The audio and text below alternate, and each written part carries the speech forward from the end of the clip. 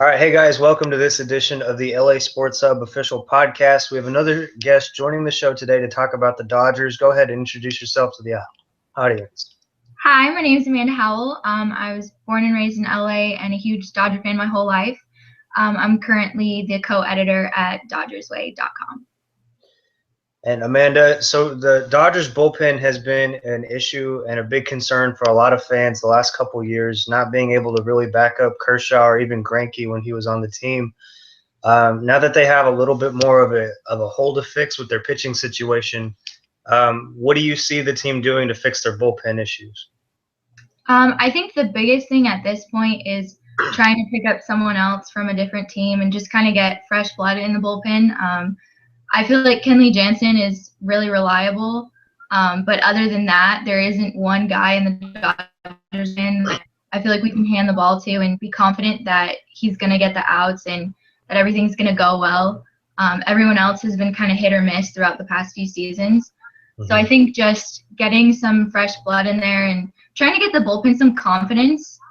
Chris Hatcher did really well in the playoffs, and after that kind of carried that in to each game. He kind of walked in with a different confidence, and I noticed personally after that his pitching style totally changed. So I think just getting someone new in there and trying to get them to just bring a new passion and confidence to the bullpen and know that they're capable of doing it. It's just the past few seasons, things haven't gone our way there. Do you think bringing in a new face like Dave Roberts is going to help them do that?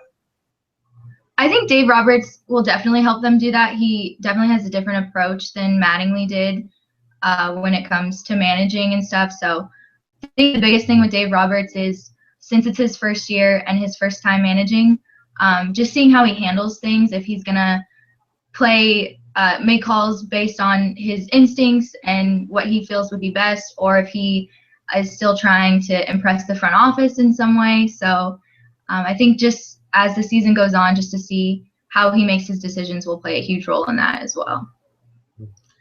So obviously that's going to need to be one of their main focuses to really do well in the season at all. But they have San Francisco to compete with for the division, and as all baseball fans know, it's an even year for the Giants. So they're really gearing up to make a big run. Besides pitching, how are the Dodgers going to be able to compete with the Giants for the NL West?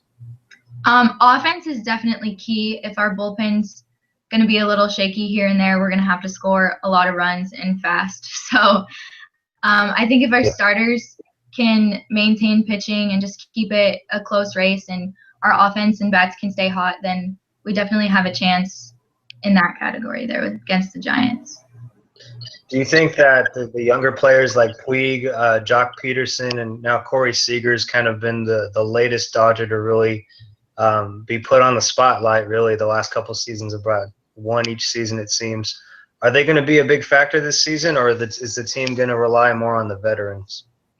I think it's going to be a little bit of both. Like Adrian Gonzalez tends to just step up exactly when he needs to, as like most veterans. But I think newer players like Puig and Peterson and Seager will bring a different level of passion to the game and stuff like that. So Puig this year has already, in my opinion, been seeing the ball a lot better and had good at-bats and patient at-bats, and he's not swinging at bad pitches. So that's always a good sign that he's still here, but he's learning how to be a little more patient. And with Seager's poise and just maturity throughout everything, I could see him stepping up further into the season just because nothing seems to really rattle him. He's very consistent. So I could see him being a big role. And Jock as well. I think it just takes him a little more time to feel comfortable and adjusted at the plate. With the three series that they've been involved in so far with the Padres, the Giants, and currently with the Diamondbacks, we've kind of seen the good, bad, and ugly of the Dodgers. Yeah, for sure. Yeah, San Diego, you saw their offense really come alive, shutting Padres out in 3 straight games. They stayed competitive with the Giants. 2 of the 4 games they played, didn't get a win in all of them. But their home opener against Arizona, they have a lead for a long time in the game. They score early in the second inning, but then can't hold it late. Is that more of their defense? Is that more of their pitching? Or is it just they didn't see that Arizona was going to come out in that way? I see it more as pitching. I think it's just so far this season, every starter has put together a solid start. They haven't allowed an outrageous amount of runs. They've kept the game close. So I think it's just they've been really great so far at stringing together the first 6, 7 innings. But then the moment the bullpen comes in, it's if we don't have a huge lead, it's really scary. Yeah. So I think if we can find someone to fill in those extra innings between the starter and Kenley, that the Dodgers would be a much better team consistently.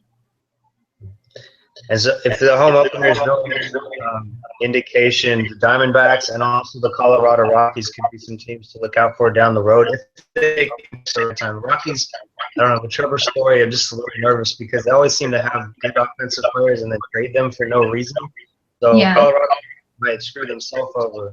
But could the Diamondbacks or the Rockies end up being teams that could bump the Dodgers out of a wild card situation if the Giants take the division? So I think that's a huge possibility next year. I think with the Diamondbacks and the addition of Zach Greinke and Shelby Miller this year, it's going to take the team a little time to get all adjusted together and just to learn how to play as a team.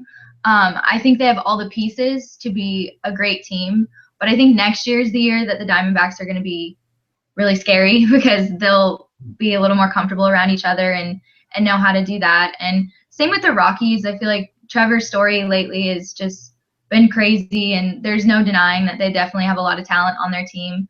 But we saw that with Troy Tulowitzki, and they didn't really go very far with that either. So I think when it comes to team, I think the Diamondbacks have a better complete team, but I don't think we're going to see all that come together until next season. And then one last question. So what you've seen so far, how far do you see the Dodgers going this season in the playoffs? That's really it's so hard to say and guess. So into the season, I mean, the fan in me wants to say like, oh yeah, World Series, but in comparison to other teams, it's so hard to tell. I mean, ideally, obviously, I would like us to make it all the way and to really establish a presence in the postseason. We've made postseason 3 years in a row, but then in those seasons, it's been awful games that have usually kicked us out or poor performances. So personally, I'd love to see like Clayton Kershaw redeem himself and be the pitcher he is in the regular season in the postseason. So I see us going, but it's going to be really tough with the Giants this year. I can see us being a wild card option.